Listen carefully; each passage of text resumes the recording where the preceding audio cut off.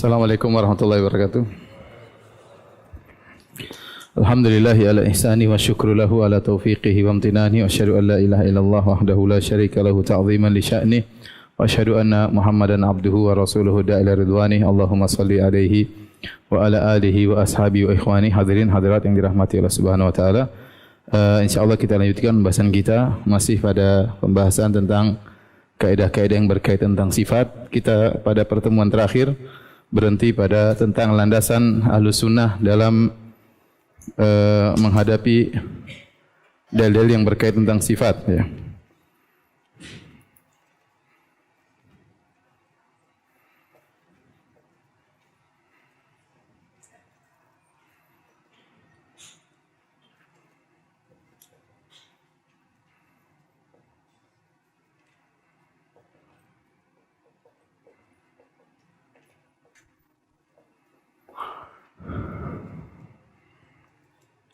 Maka tentang sifat-sifat yang ditetapkan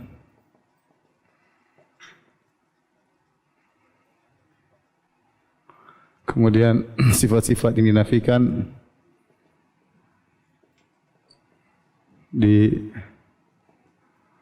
dinafikan atau ditolak. Yang ketiga tentang sifat-sifat yang tidak datang penetapannya atau penolakannya dalam nas nusus.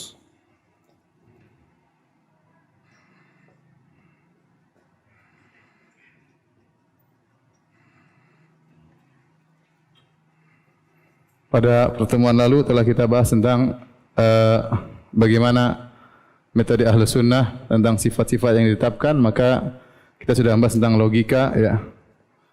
Kemudian kita bahas juga tentang perkataan tentang sifat.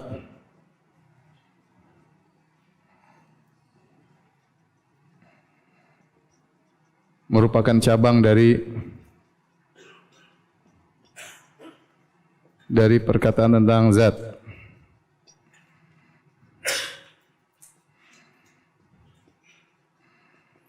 Kemudian yang ketiga yang belum kita bahas adalah bagaimana mensikapi hadis-hadis dan ayat tentang sifat. Maka jawabannya adalah imraruha kama ja'at bila kaif min ghairi ta'tilin wala tahrifin wa min ghairi takyifin wala tamsil, yaitu menetapkan zahir nas sebagaimana datangnya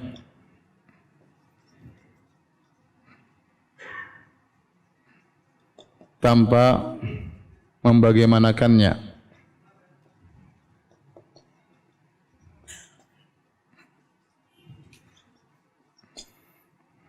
yaitu tanpa tahrif,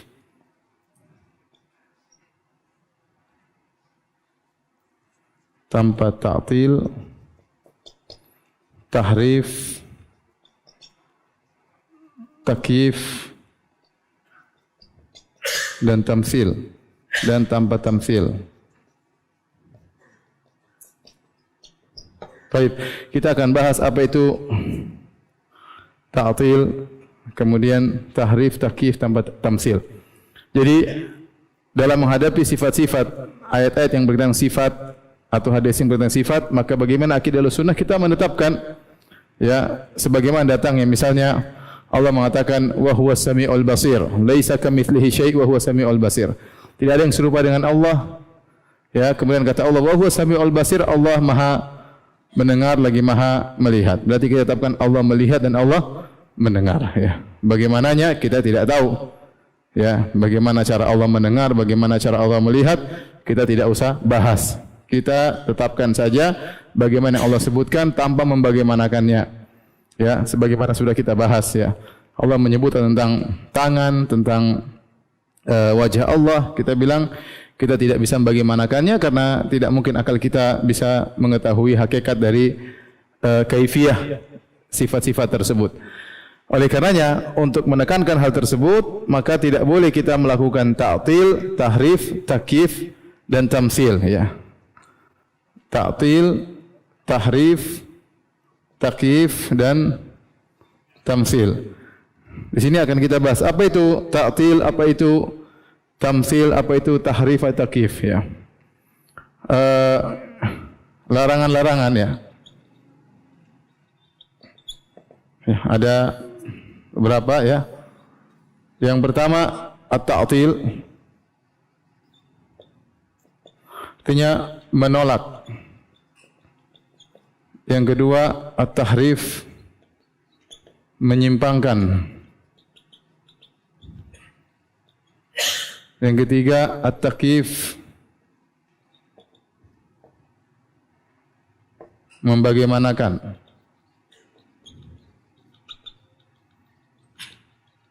Yang keempat tamsil,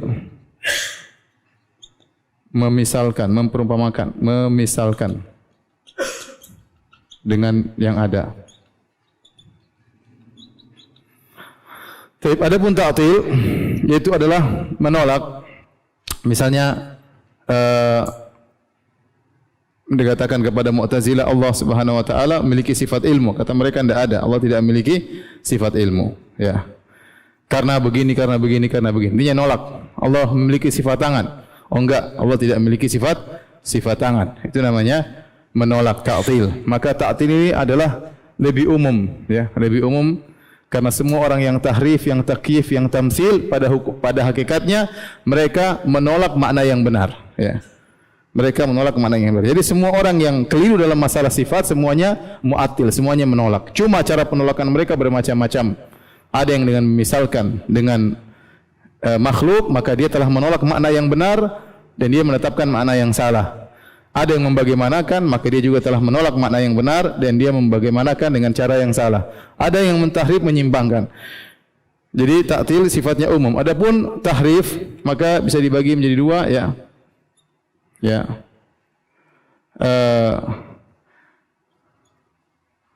Tahrif lafal, kemudian tahrif makna. Tahrif makna ni yang kalau orang sekarang menamakannya dengan takwil. Takwil istilah mereka. Tahrif lafal seperti firman Allah Subhanahu wa taala, wa kallamallahu Musa taklima. Artinya di sini Allah Subhanahu wa taala sebagai fa'il pelaku, makanya dhamma ya. Dhamma dengan dhamma. Tapi mereka rubah wa kallamallaha, mereka rubah jadi wa kallamallaha ya. Ada yang baca wa kallamallaha sehingga Allah menjadi objek. Wa kallamallaha Musa taklima artinya Musa berbicara dengan Allah dengan benar-benar berbicara. Yang bicara Musa bukan Allah. Padahal ayatnya wa kallamallahu, Allah yang berbicara kepada Nabi Musa. Tetapi mereka rubah hurufnya dibaca wa kallamallaha Musa taklima, yang artinya kalau bahasa Indonesia Musa yang ngomong dengan siapa? Allah. Sungguh Musa benar-benar ngomong sama Allah Subhanahu wa taala ya. Padahal Allah berfirman wa kallamallahu Musa taklima. Sungguh Allah benar-benar ngomong sama Musa. Ini contoh lafal dirubah, harokat dari dhamma menjadi apa? Fathah ya. Jadi dari pelaku menjadi objek. Dalam bahasa Arab demikian ya. Kalau enggak ngerti bahasa Arab ya sudah mau diapain. Baik, adapun takwil maka mereka mentakwil ya. Seperti contohnya aliyat sama dengan an-ni'mah, tangan kata mereka sama dengan nikmat atau kekuatan contohnya ya. Kemudian istiwa, mana istaula menguasai istiwa di atas. Mereka takwil maknanya menjadi apa? Menguasai. Demikian ya. Wajah misalnya mereka takwil menjadi apa? Zat dan seterusnya. Ini namanya takwil, berarti menyimpangkan apa? Makna. Paham? Menyimpangkan makna. Nah, orang yang melakukan tahrif pada hakikatnya mereka juga menolak. Itu tidak. Karena mereka menolak makna yang benar namun dengan cara tahrif. Dengan cara tahrif. Makna yang sebenarnya mereka tolak. Istiwa maknanya di atas mereka tolak. Kemudian caranya menolak dengan apa? Mentakwil. Paham? Takyif artinya membagaimanakan. Membagaimanakan ya. Membagaimanakan tanpa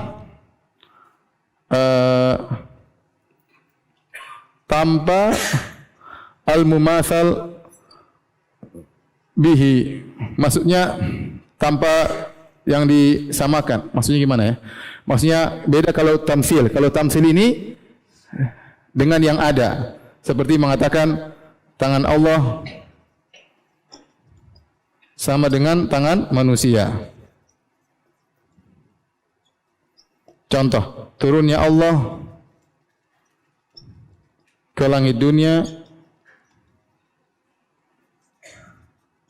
sama dengan turunnya manusia dari mimbar misalnya.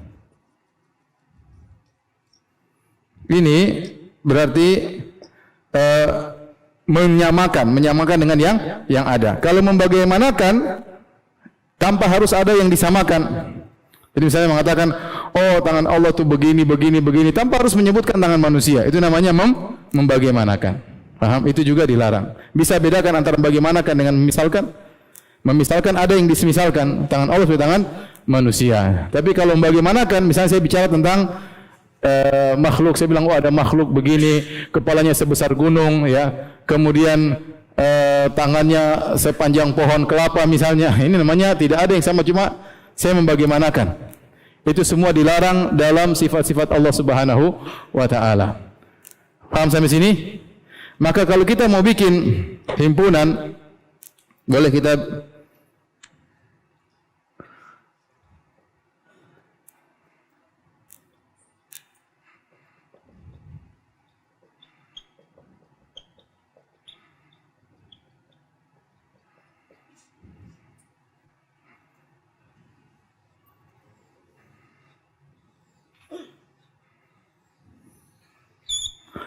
jadi kalau saya boleh membuat himpunan seperti ini ya.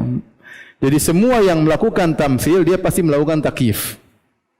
Tidaklah orang melakukan menyamakan kecuali dia pasti membagaimanakan. Maka tamsil ini lebih spesifik daripada apa? Takyif. Tetapi semua yang mentamsil dia pasti takyif. Namun tidak semua yang mentakyif mentamsil. Paham? Kemudian semua yang mentahrif pasti apa? Mentaktil. Karena tidaklah dia mentakrif kecuali dia menolak makna yang sesungguhnya. Ya. Tinggal apakah setiap yang mentakyif itu mentahrif? Ya. Tapi intinya yang paling spesifik tamsil, kemudian takyif, kemudian tahrif, kemudian apa? Ta'til. Nah semua ini disebut dengan mu'attil. Karena orang yang melakukan tamsil, takyif dan tahrif, dia menolak makna yang benar. Paham sampai di sini? Saya rasa kurang paham ya. Saya ulangi, semua orang yang melakukan tahrif dia pasti mentaktil, pasti menolak. Karena semua yang menolak makna yang benar dikatakan mu'attil. Cuma cara penolakan ini bermacam-macam. Ada yang menolak dengan mentahrif, ada yang menolak dengan mentakyif, ada yang menolak dengan apa? Tamsil. Karena tamsil, takyif, tahrif ini semua salah. Berarti dia menolak makna yang benar. Faham sampai sini? Muncul kaidah ya.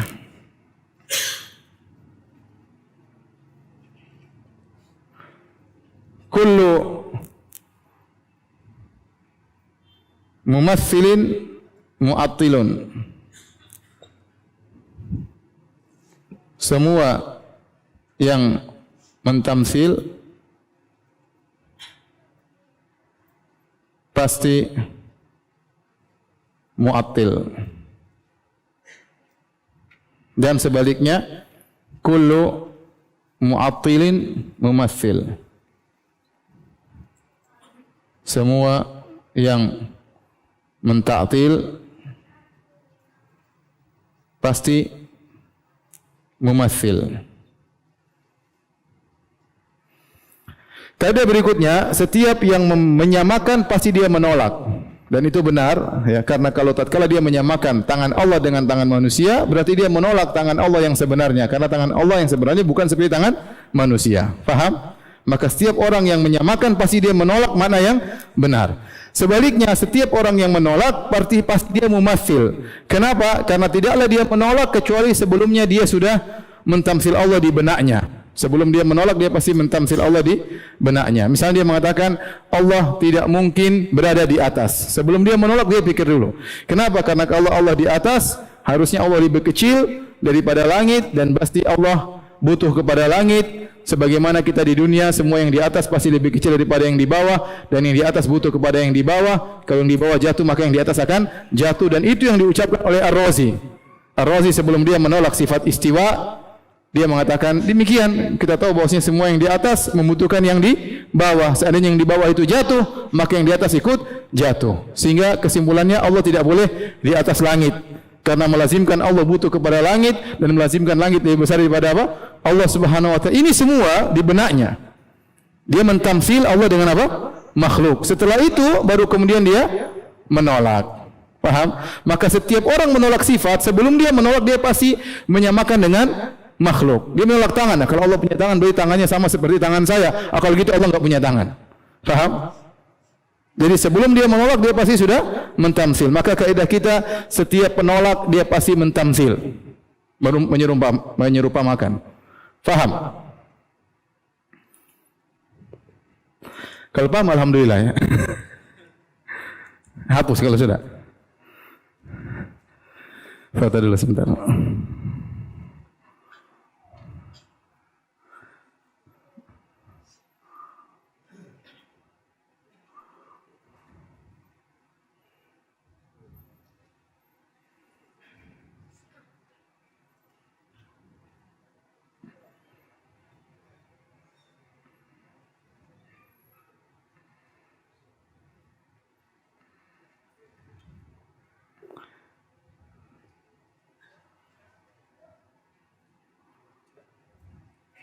Sudah, biar saya yang hapus. Sudah ya.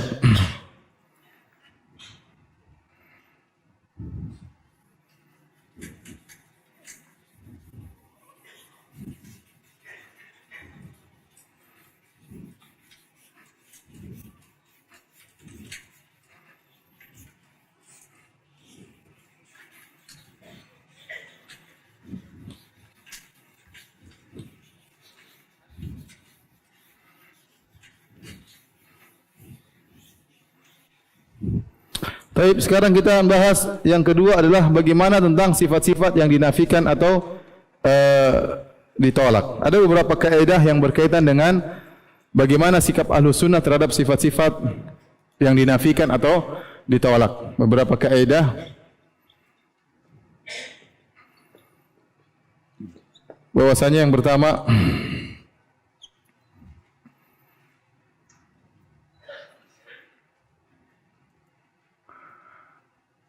tujuan dari penolakan sifat tertentu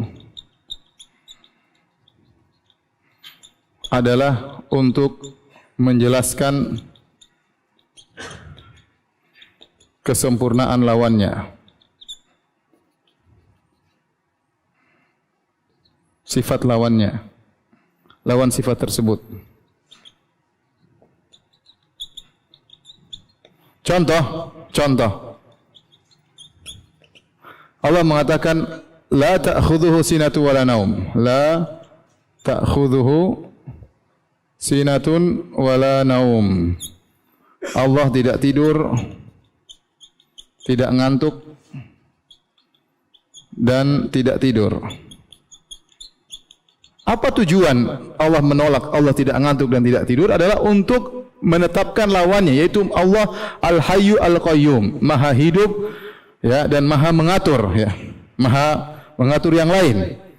Oleh karenanya Allah menolak sifat ngantuk dan tidak tidur. Ini bukan ini saja semerta-merta, tapi tujuannya adalah untuk menetapkan lawan daripada sifat ngantuk dan sifat tidur yang sempurna. Apa lawannya ngantuk dan tidur? Yaitu terjaga. Yaitu Allah Maha terjaga. Paham? Allah Maha terjaga. Jadi kaidah pertama, tujuan Allah menafikan sifat-sifat tersebut bukan sekedar menafikan, tetapi untuk menetapkan lawannya yang sempurna. Lawan dari tidur dan ngantuk adalah terjaga. Berarti Allah Maha terjaga. Al-Hayyul Qayyum, Maha hidup, Maha terjaga, ya, Maha mengatur yang lainnya. Contoh misalnya firman Allah Subhanahu wa taala, "Wa ma massana min lughub." Bahwasanya kami tidak ditimpa dengan keletihan.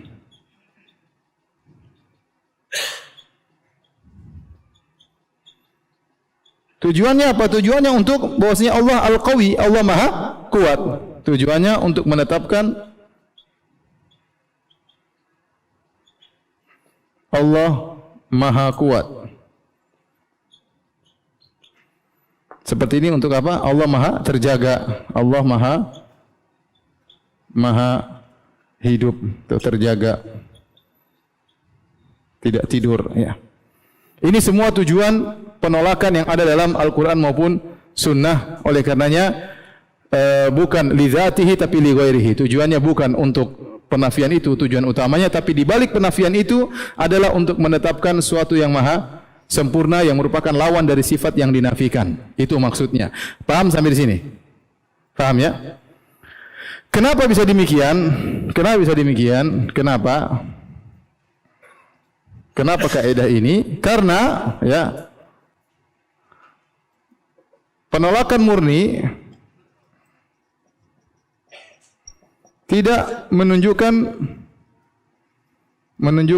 pujian.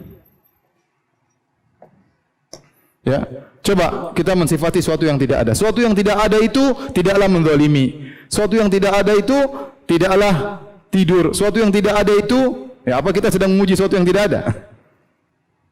Paham? Penafian murni itu tidak memuji. Tetapi pujian itu pada sifat yang ditetapkan.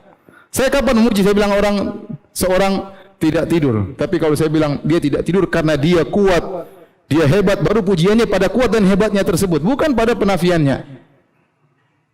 Paham? Karena kita bisa mensifati sesuatu yang tidak ada dengan banyak penafian. Sesuatu yang tidak ada itu al-adam namanya bahasa Arab. Al-adam tidaklah benzalimi, tidaklah makan, tidaklah tidur, tidaklah dan kita tidak sedang memuji dia. Pujian itu pada sifat yang ditetapkan. Kamu hebat, kamu pintar, itu baru pujian. Ya, kamu adil, itu baru pujian. Ya, baru pujian. Saya mengatakan kamu tidak zalim. Bukan pujian, tetapi kamu tidak zalim, tetapi kamu adil, itulah pujiannya. Pujiannya di balik tidak zalim itu ada keadilan. Paham? Penafian secara murni tidak menunjukkan pujian. Ini yang pertama. Yang kedua, bisa jadi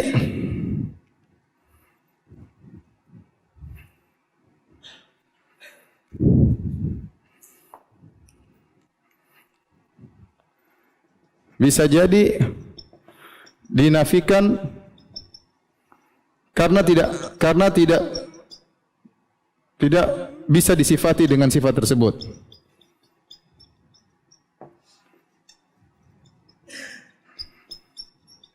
Kalau dalam bahasa Arab disebut li'adamil qabiliyah, li'adamil al-qabiliyah.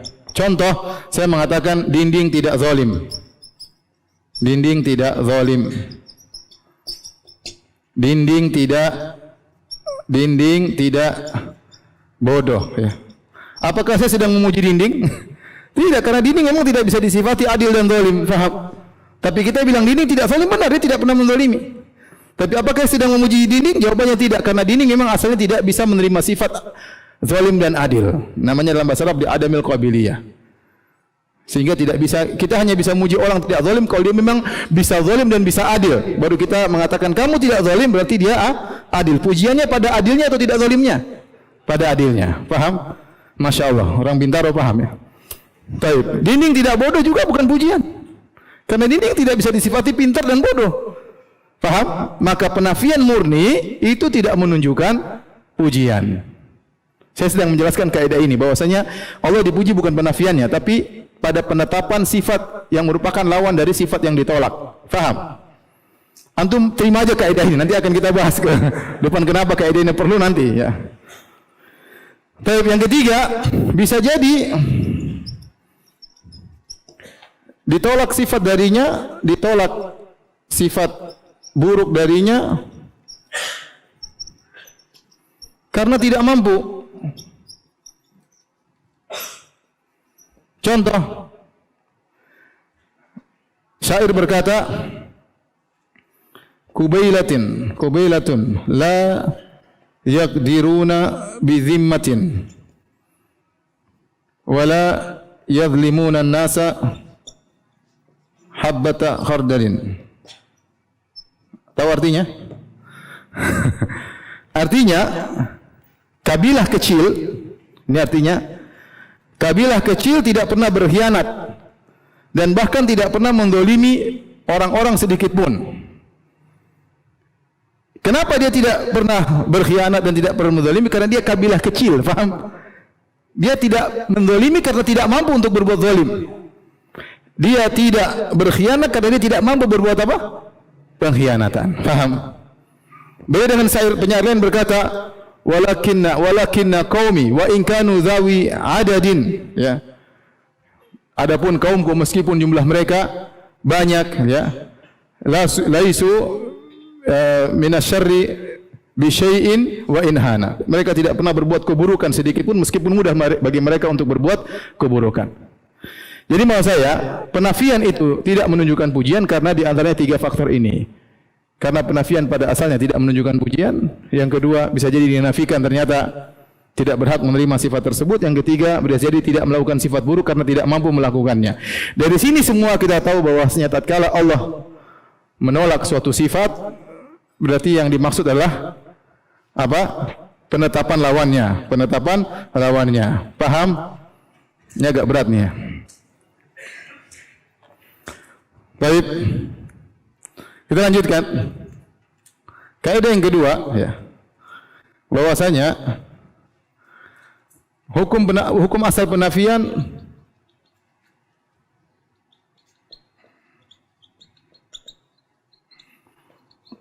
adalah penafian secara mujmal, penafian secara global.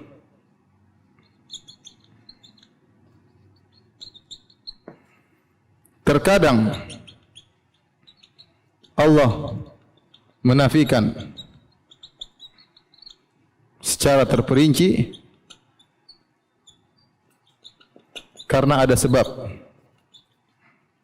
tertentu.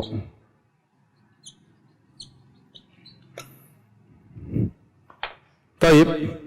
Hukum asal penafian dalam penafian adalah penafian secara global. Contoh seperti firman Allah Subhanahu wa taala, ini contohnya, kata Allah Subhanahu wa taala, laisa kamitslihi syai'.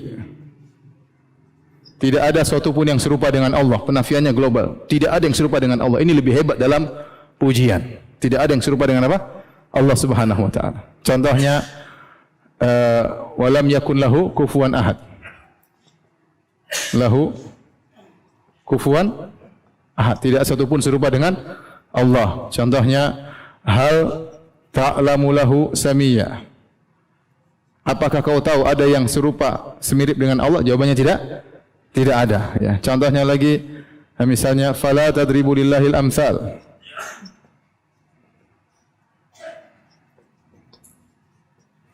Asalnya penafian secara global ini lebih sempurna. Pujian di balik penafian secara global ini kepada Allah Subhanahu wa taala, tidak ada yang serupa dengan Allah. Maka ini menunjukkan sempurna dalam pujian kepada Allah Subhanahu wa taala. Namun terkadang Allah menafikan secara terperinci karena ada sebab-sebab tertentu. Apa sebab-sebab tersebut? Ya, misalnya satu, ya, untuk menolak persangkaan yang salah. Persangkaan yang salah. Contoh, Allah berfirman, "Wa tawakkal 'alal hayyil ladzi la yamut." Bertawakkallah engkau kepada zat yang maha hidup yang tidak mati. Mungkin ada yang menyangka Allah ini hidup tapi bisa jadi disusul dengan kematian. Maka Allah tolak persangkaan tersebut. Menolak persangkaan yang apa? Yang salah. Contoh ya. Lagi seperti firman Allah Subhanahu wa taala, "Wa laqad khalaqnas samawati wal arda wa bainahuma fi sittati ayyam wa ma massana min lughub." Sungguh kami telah menciptakan langit dan bumi pada waktu 6 hari. Orang mungkin berpikir kan hari ada 7. Terus hari ke-7 Allah ngapain? Jangan-jangan Allah istirahat, maka dibantah. Allah hari ke-7 pun tidak capek, cuma memang Allah cukup 6 hari menciptakan langit dan bumi. Maka Allah mengatakan kami tidak ditimpa dengan rasa letih. Itu karena menolak persangkaan orang yang mungkin muncul persangkaan tersebut. Contoh lagi, misalnya kata Allah Subhanahu wa taala, kata Nabi SAW waktu ada sahabat yang berzikir keras-keras Allahu Akbar, Allahu Akbar, Allahu Akbar, maka Nabi berkata, "Arbi'u ala anfusikum." Cukuplah kalian berzikir dengan suara yang lirih untuk diri kalian. Fa innakum la tad'una asamma wala ghaiban. Karena kalian sedang tidak menyeru zat yang tuli dan gaib. Ya, menunjukkan bahwasanya Allah mendengar apa yang mereka ucapkan dan Allah tidak tuli. Di sini ditolak sifat tuli dari Allah Subhanahu wa taala. Kenapa? Karena khawatir timbul persangkaan yang keliru. Paham?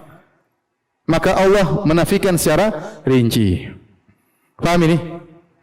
Yang kedua, ya, untuk membantah tuduhan yang keliru terhadap Allah. Ya.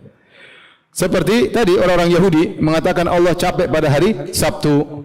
Maka Allah bantah, "Wa ma massana min lughub." Kami tidak ditimpa dengan keletihan. Kenapa orang-orang Yahudi mengatakan Allah Subhanahu wa taala pada hari Sabtu istirahat?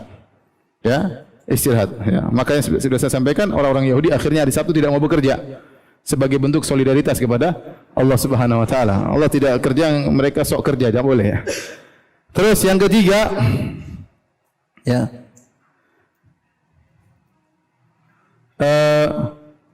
untuk menekankan sifat yang ditetapkan. Ini contohnya tadi surat ayat kursi, ya. Allahu apa? Gimana ayat kursi? Ya. Huwal hayyul qayyum. Dialah Allah yang maha hayyu, maha hidup, dan maha qayyum, yaitu dia tegak di atas dirinya dan dia mengatur yang lainnya. Kemudian Allah mengatakan la ta'khudhuhu sinatu wala naum. Allah tidak ngantuk dan tidak tidur, untuk menekankan sifat al-hayyu dan al-qayyum. Maka Allah menafikan untuk menekankan sifat sebelumnya. Contoh seperti dalam hadis kata Nabi sallallahu alaihi wasallam dalam hadisnya, "Antal awwalu wa laisa qablaka syai'." Ya Allah, sungguhnya engkau adalah yang maha awal. Kemudian Allah menafikan, dan tidak ada sebelum engkau sesuatu pun. Ini untuk apa? Untuk menekankan Allah maha awal. Wa antal akhiru, dan engkau adalah yang maha akhir. Wa laisa ba'daka syai', dan tidak ada setelah engkau yang ada setelah engkau. Ini penafian ini untuk menekankan sifat antal akhiru. Wa anta zahiru, engkau yang maha zahir. Wa laisa fawqaka syai', tidak ada satu pun yang di atas engkau. Engkau yang zahir, engkau yang paling atas. Wa antal batin wa laisa dunaka syai', dan engkau yang paling batin, artinya engkau yang paling mengetahui segala yang tersembunyi, tidak ada yang lebih mengetahui daripada engkau. Maka ini contoh datang penafian untuk menekankan sifat sebelumnya. Ini penafian secara terperinci. Mana, sudah hang belum?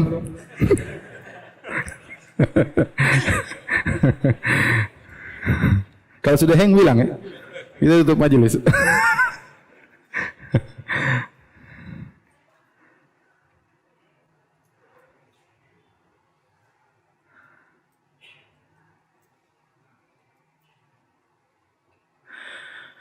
Kemudian kaidah berikutnya,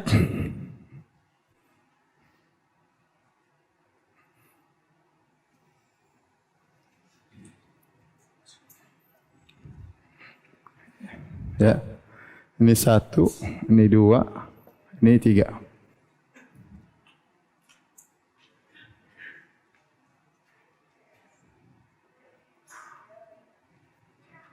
Yang ketiga, kita tidak menafikan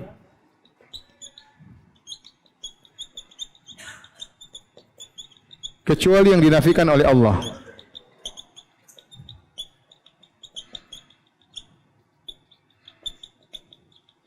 Pada asalnya ya, pada asalnya. Pada asalnya kita tidak menafikan kecuali yang dinafikan oleh Allah Subhanahu wa taala. Ya, maka tidak perlu kita menafikan Ya. Ini masih ada satu ya. Yang keempat, untuk mengancam. Seperti firman Allah Subhanahu wa taala, "Wa ma rabbuka bighafilin amma ta'malun." Sungguhnya Allah tidak lalai dari apa yang kalian lakukan. Allah tidak lalai. Ini penafian. Kenapa Allah sebutkan Allah tidak lalai dalam rangka mengancam? Jangan kalian sangka Allah lalai dari perbuatan kalian ya.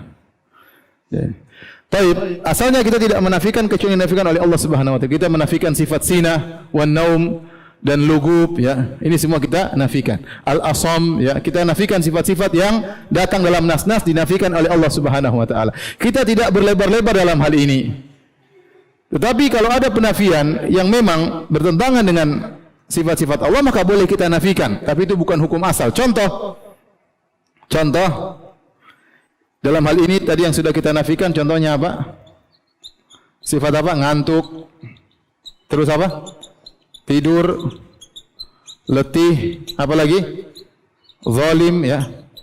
Lalai. Ini semua datang dalam apa? Nas.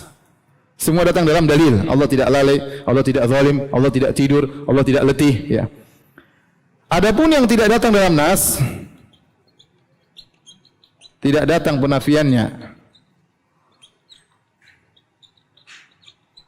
dalam nas, maka dilihat terlebih dahulu.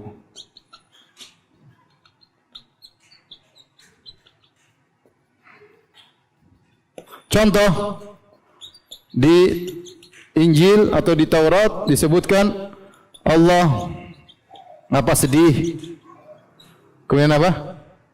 Menangis, ya. Kemudian apa? Menyesal. Ini dalam Taurat atau di Injil disebutkan sifat ini. Allah sedih, Allah menangis, Allah apa? Menyesal. Kita tatkala ditanya, apakah Allah sedih? Apakah Allah menangis? Allah menyesal? Kita bilang enggak. Kita menafikan, ya. Meskipun tidak ada dalilnya. Kenapa? Karena ini bertentangan dengan sifat-sifat Allah Subhanahu wa taala. Seperti Allah Al-Qawi, Allah Maha Kuat. Ngapain Allah sedih? Ngapain Allah apa? Nangis. Kemudian menyesal. Ngapain Allah menyesal? Allah sudah tahu apa yang Allah kerjakan, ya. Menyesal itu kalau tidak tahu apa yang dia kerjakan, salah ternyata. Saya menyesal. Ternyata tidak benar, ya, misalnya.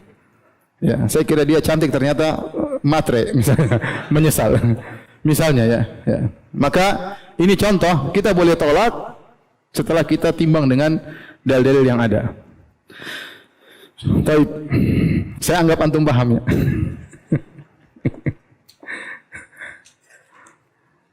Nanti antum di rumah lihat-lihat lagi lah, ya.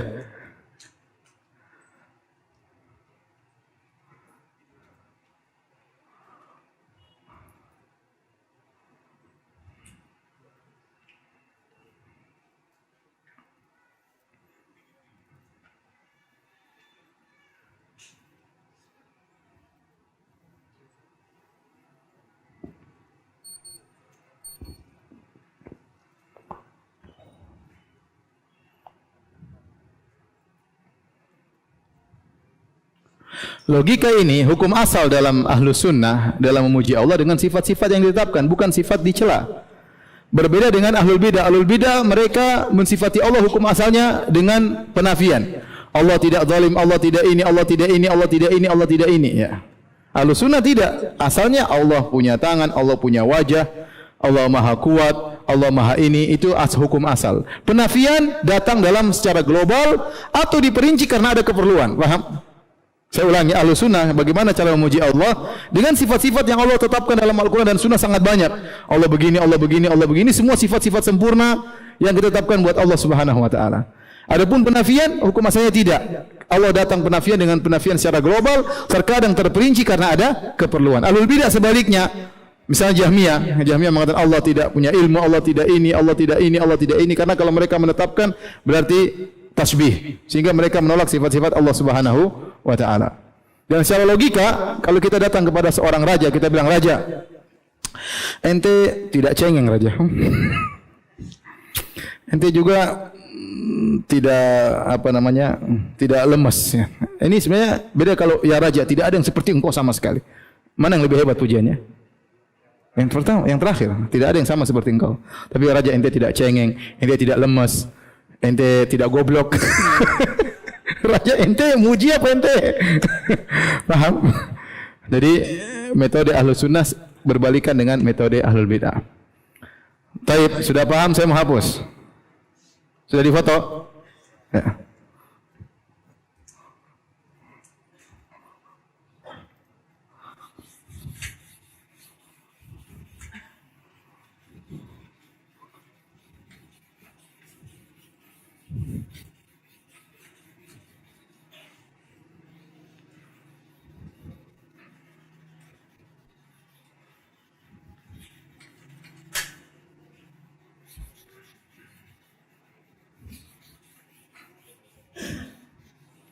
Yang terakhir kita membahas tentang bagaimana sifat-sifat yang tidak datang penetapannya dan penolakannya dalam nusus Al-Quran dan Sunnah, tidak menetapkan dan juga tidak menolak.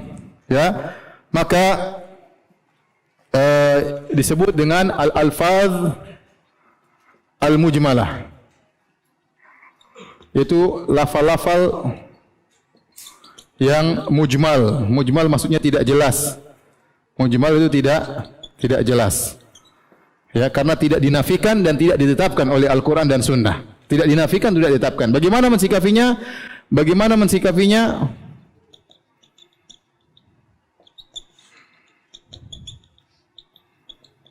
Jawabannya diperinci, ditafsil, diperinci. Jika maksudnya makna yang benar,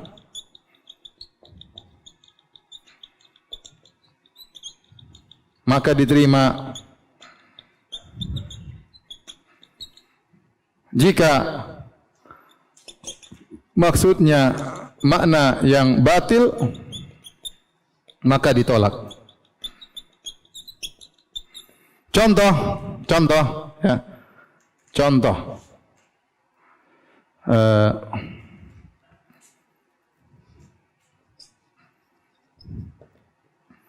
Misalnya lafal al-jism.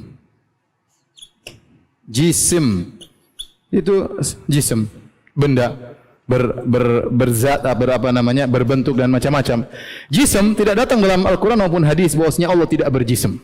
Dan juga tidak datang dalam Al-Quran Allah berjisim. Paham? Tidak dalam Quran penolakan dan tidak dalam hadis maupun Quran penafian. Kalau ada orang mengatakan Allah tidak jisim, kita bilang tunggu dulu, apa maksud Anda jisim? Apa maksudnya? Maka kita bilang, apa maksud Anda dengan jisim? Kalau maksudnya jisim adalah badan yang berdaging dan bertulang,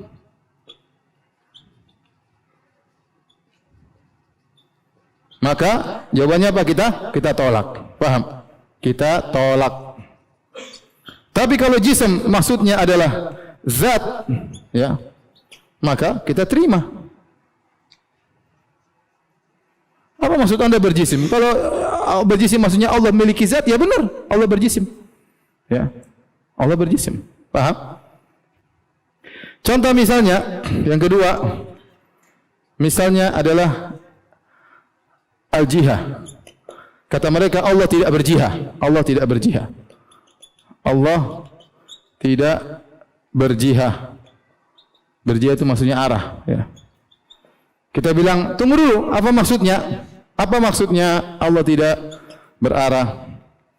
Kalau maksudnya bahwasanya Allah, ya, dinaungi oleh langit, ya, atau ruang hampa misalnya, maka ini kita tolak. Kita tolak karena Allah Subhanahu wa taala Maha, Allahu Akbar. Tidak ada yang di atas Allah Subhanahu wa taala dan tidak ada yang menaungi Allah Subhanahu wa taala. Alam semesta sangat kecil bagi Allah, kata Allah Subhanahu wa taala, wal ardu jami'an qabdatuhu yaumal qiyamah. Bumi seluruhnya di dalam genggaman tangan Allah Subhanahu wa taala, di dalam genggaman tangan Allah. Was samawati, langit yang begitu besar, tujuh tingkatan, matwiyatun bi yaminih, dilipat dengan tangan kanan Allah. Paham? Ini alam semesta ini kecil di sisi Allah Subhanahu wa taala. Bagaimana kemudian kita bilang Allah diarah, berarti Allah diliputi, ada arah yang meliputi Allah dari atas dan bawah? Enggak. Kita bilang kalau maksudnya Allah diarah, Allah diliputi oleh arah, maka kita tolak. Paham? Tapi kalau maksudnya jihad, Maksudnya Allah Maha tinggi di atas seluruh makhluknya,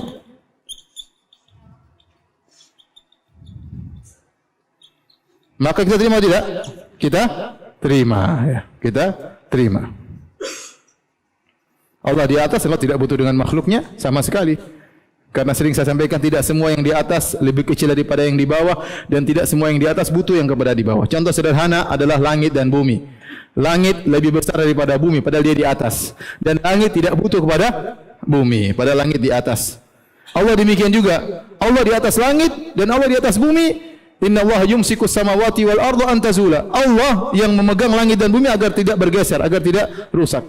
Allah di atas langit dan Allah yang mengatur langit. Langit yang butuh kepada siapa? Allah Subhanahu wa taala. Bumi yang butuh kepada Allah Subhanahu wa taala, ya. Paham? Ini contoh. Maka ditanya dulu, jihad maksud Anda apa? Azan kah? Iya, azan dulu. Sedikit lagi.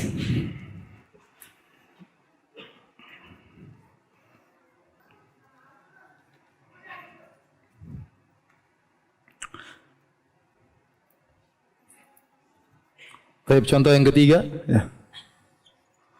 Misalnya at-tasbih. Itu Allah tidak tasbih dengan makhluknya.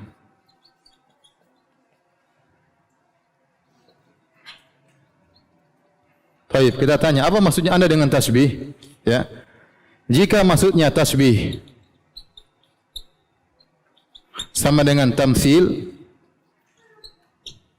bahwasanya Allah sama dengan makhluknya dari segala sisi, yaitu Allah sama dengan sifat makhluknya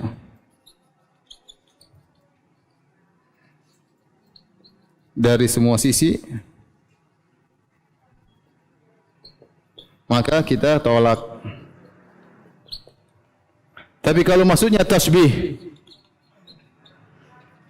sama dengan menetapkan sifat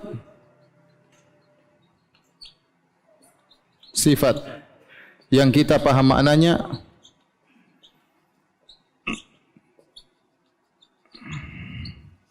tanpa membagaimanakannya,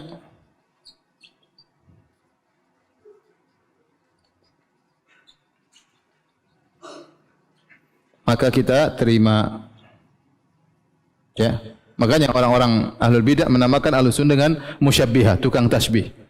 Ya, bilang Allah punya tangan, kita bilang iya, Allah punya tangan, kita juga punya tangan, tapi tangan berbeda, tidak sama, ya.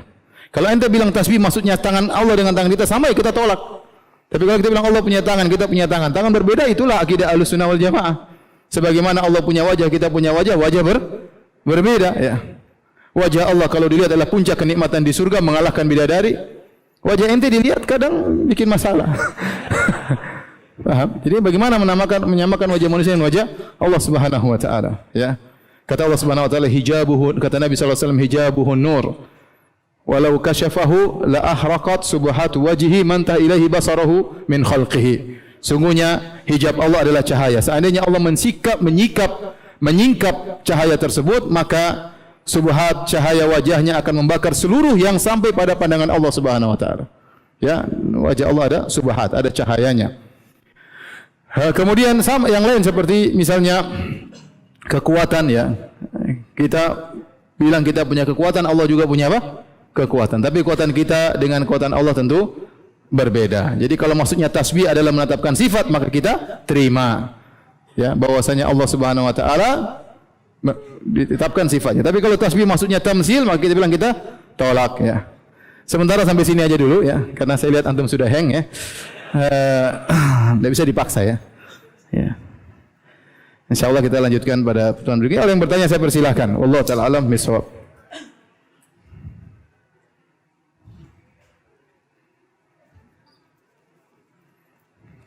Silakan. Belum, sudah. Tadi sudah diingatkan. Nanti. Ya, belum dibahas tafwid, belum dibahas macam-macam takwil nanti. Ada yang bertanya? Saya mau cerita dulu, ya. Saya mau cerita. Jadi disebut dalam hadis yang sahih, Luqman Al-Hakim yang Allah sebut dalam surat Luqman. Ya. Sudah saya pernah cerita ya? Belum ya? Jadi Luqman Al-Hakim, dia hidup di zaman Nabi Daud alaihissalam. Kemudian dia melihat Nabi Daud sedang membuat baju perang besi, dia pilin besi tersebut karena wa alanna lahul hadid. Nabi Daud alaihissalam di mukjizatnya membuat besi menjadi lembut. Dia pegang jadi lembut. Besi yang kuat kalau dipegang oleh Nabi Daud bisa jadi lembut. Seperti tanah liat, mudah diolah oleh Nabi Daud alaihissalam. Waktu Luqman melihat Nabi Daud sedang membuat sesuatu, Luqman mau bertanya, tapi hikmah yang dia miliki membuat dia tidak bertanya. Dia tahan. Ternyata benar, setelah Nabi Daud selesai bikin, dia mengatakan, ni'mat dira' hadhihi. Sebaik-baik baju perang adalah yang saya buat ini. Tadinya Luqman mau tanya, ini buat apa? Tapi dia hikmahnya membuat dia diam. Ternyata Nabi Daud menjawab sebelum dia bertanya. Paham? Jadi ada orang hikmah jangan tukang tanya ya. Tunggu dijawab dulu, nanti satu saat mungkin dijelaskan. Jangan buru-buru maksudnya. Paham? Paham tidak? Saya nggak tahu orang Bintaro paham tidak? Itu sindiran yang vulgar. Jadi tidak semua, banyak kali karena berulang-ulang dalam permasalahan. Nanti belum dibahas sudah ditanya ya. Misalnya tanya tentang bicara tentang Nabi Yusuf, kemudian baru setengah penjelasan Ustaz Nabi Yusuf atau Nabi Yusuf matinya bagaimana? Belum, masih awal. Baru cerita awal sudah tanya bagaimana matinya. Sabar ya akhi. Mungkin matinya seri keempat, seri kelima, sabar. Tapi pertanyaan berikutnya, bagaimana kalau kita mempunyai Al-Quran dengan terjemahan yang ditakwil? Apakah masih boleh membaca memahami artinya atau bagaimana cara mensikapinya? Ya, kita tahu terjemahan tersebut apa? Keliru. Itu aja penting. Kalau kita cari terjemahan yang lebih baik, ada alhamdulillah. Kalau enggak mungkin kita kasih tanda. Mau kita coret boleh, bahwa sini takwil sebagai peringatan ya. Suatu saat kalau kita baca lagi atau anak kita baca lagi tahu ini adalah apa? Takwil. Di terjemahannya kita coret misalnya. Ganti dengan makna yang benar. Ada lagi yang bertanya? Ya.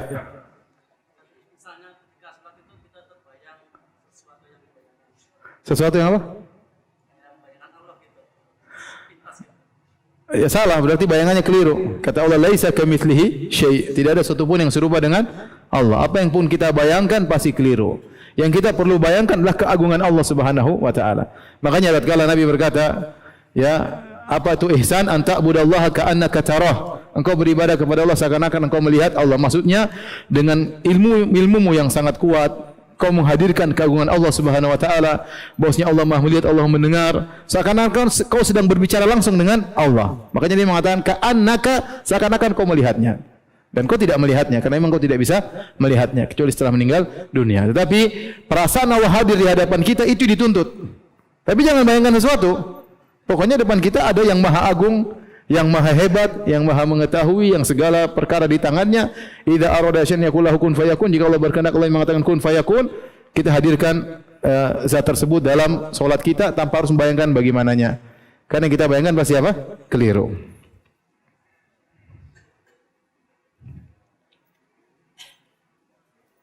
Ustaz, mohon berikan motivasi kepada kami yang mengamalkan sunnah berjenggot dan celana cingkrang. Karena saat ini sedang terfitnah gara-gara adanya suatu peristiwa. Ya sabar ya. Antum menunjukkan bahwasanya jenggot dan cingkrang itu orang yang ramah ya. Orang yang ramah ya. Bukan orang yang sangar, ramah dengan sama ya. Jangankan dengan sama muslim, terkadang kita bertetangga dengan orang kafir pun kita ramah ya. Dan itu dilakukan oleh Nabi SAW. Bagaimana Nabi ramah ya, bahkan terhadap orang yang berbeda agama ya, apalagi sama muslim. Tatkala kita menyampaikan kebenaran tanpa harus kita ribut, tanpa harus kita maki-maki ya. Bahwasanya ahlu sunnah sebagaimana perkataan Syekh Islam Taimiyah, ahlu sunnah a'lamun nasi bil haq wa arhamuhum bil khalq dalam minhajus sunnah nabawiyah. Ahlu sunnah wal jamaah adalah orang yang paling mengerti tentang kebenaran dan yang paling sayang kepada sesamanya, kepada sesama manusia. Bagaimana sikap kita terhadap ustadz yang mensifati Allah dengan nama keren, maha romantis? Nah ini kita bilang kalau menurut kaidah ini sebaiknya kita jauhi, tidak usah kita bilang maha keren, khawatir ya makna tersebut tidak mewakili yang dimaksud. Seperti innallaha jamil, Allah Maha indah. Ya, apakah keren sama dengan indah atau ada konotasi yang lainnya? Ya, itu yang jadi masalah.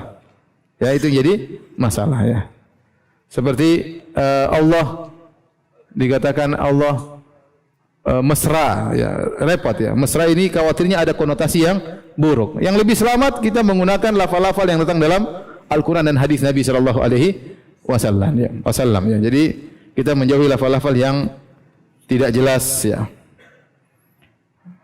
Allah Maha romantis misalnya. Allah Maha apa? Romantis. Romantis kesannya adalah seorang suami dengan apa? Istrinya. Yang saya tangkap makna romantis itu apa? Antara suami dengan apa? Istri ya. Kita enggak bilang romantis antara kakak dan adik ya. Antara guru dengan murid, saya tidak katakan Ustaz Firanda romantis sama muridnya, enggak. Romantis itu Ustaz Firanda sama istrinya, itu baru romantis. Nah, khawatir ada makna di balik ini, makna yang bisa disalah pahami. Ya. Maka sebaiknya kita tinggalkan lafal-lafal yang tidak jelas kepada lafal-lafal yang jelas. Itu lebih selamat, apalagi kita berbicara tentang Allah. Karena di antara dosa paling besar wa antaqulu 'alallahi ma la ta'lamun. Kau berbicara tentang Allah dengan ilmu yang kau tidak miliki ilmunya.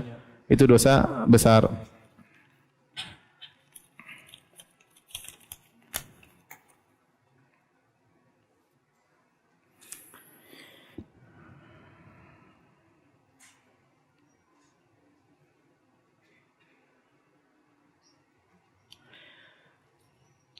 Bagaimana jika ada seseorang yang meragukan adanya kehidupan di alam akhirat? Apakah dia tergolong kafir karena masih ragu dengan adanya kebangkitan setelah kematian? Padahal dia sendiri melaksanakan solat dan Islam agamanya. Ya, ini bahaya. Ini berarti tidak beriman dengan rukun iman yang kelima. Ya, iman bil yaumil akhir, tentang hari kebangkitan. Maka harus dijelaskan. Ya, dijelaskan kepada dia. Ya, yang kita jelas kita harus punya dalil. Ya, sebutkan dalil. Kita pelajari apa itu iman bil yaumil akhir. Kita terangkan kepada dia secara dalil, secara nakli, secara akli, secara dalil, secara logika. Karena sangat logis bahwasanya mungkin terjadi hari kiamat, hari kebangkitan. Maka kita perlu belajar untuk menjelaskan kepada dia agar dia terhindarkan dari kekufuran tersebut. Demikian saja kajian kita. Subhanakallah bihamdik asyhadu an la ilaha illa anta astaghfiruka wa atubu ilaik. Assalamualaikum warahmatullahi wabarakatuh.